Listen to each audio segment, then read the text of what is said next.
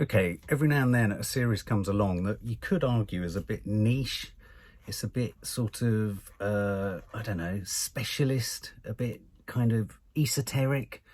I don't know, a bit kind of, well, potentially not going to be seen by a lot of people, but is really good. And I'm talking about the first episode of Severance, which is a new series that stars Adam Scott, who you might know from Big Little Lies. He played Reese Witherspoon's husband. And Severance is directed, bizarrely, by Ben Stiller. Or certainly the first episode was directed by Ben Stiller. There are other actors coming in the rest of the series, like Christopher Walken, John Turturro. Patricia Arquette is in there as the boss. But anyway, basically the idea behind this show is it revolves around the work-life balance. And in order to get round this work-life balance, to potentially resolve this work-life balance, Adam Scott works, and some of the other characters work for a company that has devised and developed a sort of technique, a sort of medical biotech technique for severing, literally severing, the person who goes to work from the person who goes home. So the work me is a completely different sort of consciousness to the home me, and neither part of me knows anything about the other one, other than that they go to work and that they go home. Really bizarre idea. The program starts with this woman employee who doesn't realize that potentially she's been severed, and she goes through a really elongated process of discovering that she willingly elected to have this procedure done on her. Now, without giving much more away than that happens within the first sort of 5 to 10 minutes. It's a really niftily, uniquely, strangely shot, brilliantly acted, high concept, weird and unsettling and creepy portrait of working in a sort of, a corporation office. Everything is shot symmetrically. Everything has a sort of OCD kind of cleanliness to it. It's bright lights. It's austere rooms. Even the office that Adam Scott works in with these 3 other work colleagues, or 2 other work colleagues until the woman comes in, is just 4 desks in the very center of an empty room. You've got corridors that characters walk along, and they go on forever and ever. You've got doorways through which one of the characters feels they can leave work, but every time they open the door, they're presented with the fact that they're facing the door they've just come through again.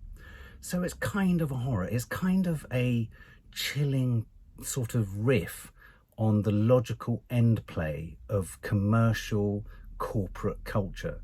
You know, the extent to which you are just simply fodder, or as one of the characters in the program says, are we just cattle? And yet there is this kind of flip side. So it's a little bit kind of Stepford Wivesy as well in there. But then there's this flip side that as you leave work, the transformation process happens, that you go back to your home life and you head home and you live your home life. And what's clever about Adam Scott's characters, we discover, I won't give it away, but we discover a tragedy has happened in his life, which could account for why he himself has elected to be severed or go through the severance process.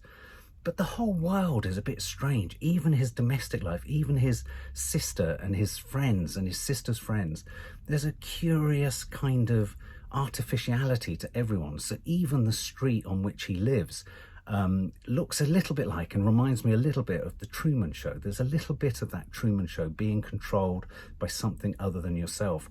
There was a book written by Dave Eggers called The Circle, which was kind of about a corporation a little bit like Apple or Facebook, and how, you know, individual employees become sort of literally tokens within the bigger machine, if you like.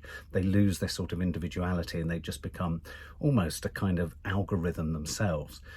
Well, this kind of has you guessing, and episode 1 really has you guessing as to, well, where can this go? What kind of discovery is the Adam Scott character going to make?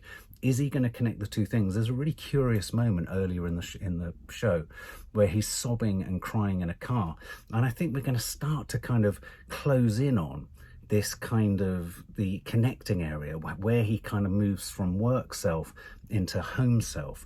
And there's another moment which is really clever where he meets or is told that he's met his best friend, because his best friend has left work, and his work best friend, who's also used to be his best friend outside of work, tries to track him down. And I won't tell you what happens there, but suffice it to say that too is intriguing in terms of which self do we remember?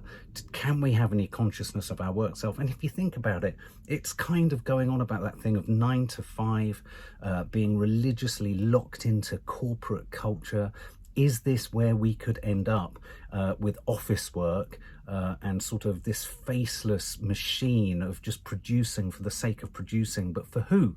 What is being made? What is being done? What is the product? And they even have shots of kind of numbers being dropped into things. They're working on their computers, all these employees, and they're just sort of dropping numbers into digital envelopes, and there seems to be no purpose to what they're doing. So it's a bit, if you know the author Franz Kafka, it's a bit Kafkaesque, it's a bit twisted, it's a little, you know, I'm getting quirky kind of feelings like the eternal sunshine of the spotless mind.